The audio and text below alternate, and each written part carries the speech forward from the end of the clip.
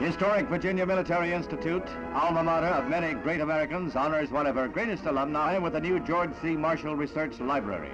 For the dedication services in Lexington, President Johnson arrives by helicopter from nearby Roanoke, where he had flown from Washington.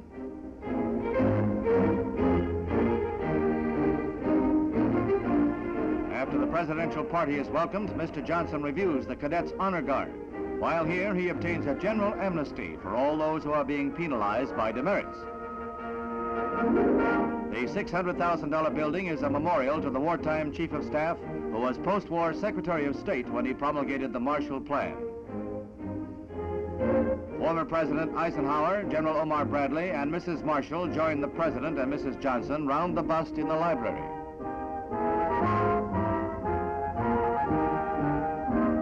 Mr. Johnson takes this occasion to make a statement of major importance to the 10,000 people assembled on the parade ground.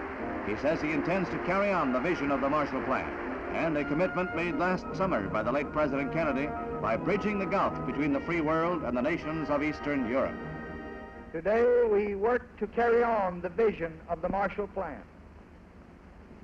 First, to strengthen the ability of every European people to select and shape its own society.